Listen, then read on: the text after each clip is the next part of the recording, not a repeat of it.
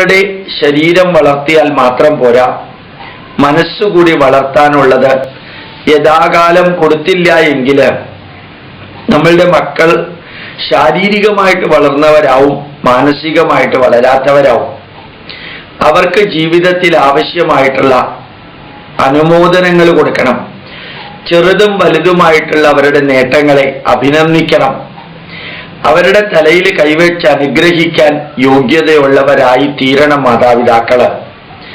നിന്നെപ്പോലൊരു മകനെ, നിന്നെപ്പോലൊരു മകളെ കിട്ടിയത് അമ്മയുടെയും അച്ഛൻ്റെയും പുണ്യമാണ് എന്ന് പറയാൻ അമ്മയ്ക്കും അച്ഛനും സാധിക്കണം.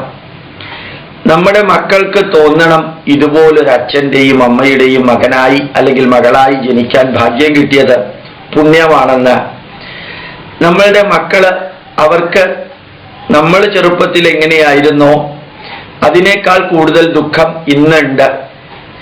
നമ്മളുടെ മാതാപിതാക്കള് 5, 6, 7 കുട്ടികളുള്ള ഒരു വീട്ടില് അവർ നല്ല രീതിയിൽ മാനേജ് ചെയ്തിട്ടാണ് നമ്മളെ വളർത്തിയത്. നമ്മൾ അന്ന് ദുഃഖവും സുഖവും എല്ലാം അനുഭവിച്ചിരുന്നു. പക്ഷെ 5-6 മക്കൾ ഒരുമിച്ചുണ്ടായിരുന്നത് കൊണ്ട് ഷെയറിങ്ങും കെയറിങ്ങും ക്യൂറിങ്ങും നടന്നു. ഇന്ന് നമ്മുടെ വീട്ടിൽ ഒരു കുട്ടി അല്ലെങ്കിൽ 2 കുട്ടിയേ ഉള്ളൂ.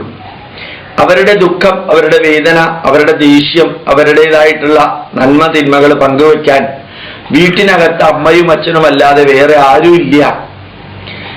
ആ അമ്മയോടും അച്ഛനോടും പങ്കുവെക്കാൻ അവസരം മക്കൾക്ക് കിട്ടിയില്ല എന്ന് വിചാരിക്കുക. അമ്മയും അച്ഛനും തിരക്കിലാണ്, അമ്മയ്ക്കും അച്ഛനും ജോലിയുണ്ട്, അവര് സമ്പാദിക്കേണ്ട കാര്യത്തിൽ ശ്രദ്ധിക്കുന്നു. മാത്രമല്ല വൈകുന്നേരം വന്നാലും രാവിലെയും മക്കൾക്ക് ട്യൂഷൻ.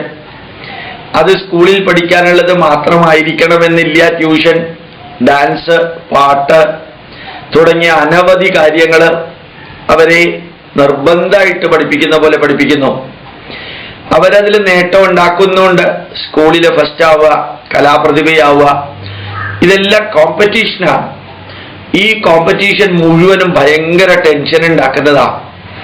അപ്പൊ വീട്ടിനകത്ത് അമ്മയോടും അച്ഛനോടും സംസാരിച്ച് സന്തോഷിച്ച്, അമ്മയോടും അച്ഛനോടും തൻ്റെ സന്തോഷങ്ങൾ അറിയിച്ച് അഭിനന്ദനങ്ങൾ ഏറ്റുവാങ്ങിക്കാൻ മക്കൾക്ക് സാധിച്ചില്ല എങ്കിൽ അവർ വളരെ പെട്ടെന്ന് ഡിജക്റ്റഡ് ആവും. അവർക്ക് അമ്മയോടും അച്ഛനോടും ഭയങ്കര വെറുപ്പായിരിക്കും. ആ അമ്മയും അച്ഛനും മക്കളെ ആശ്വസിപ്പിച്ചില്ല എങ്കിൽ മക്കൾ പലപ്പോഴും അവരുടെ ദുഃഖം തുറന്നു പറയില്ല.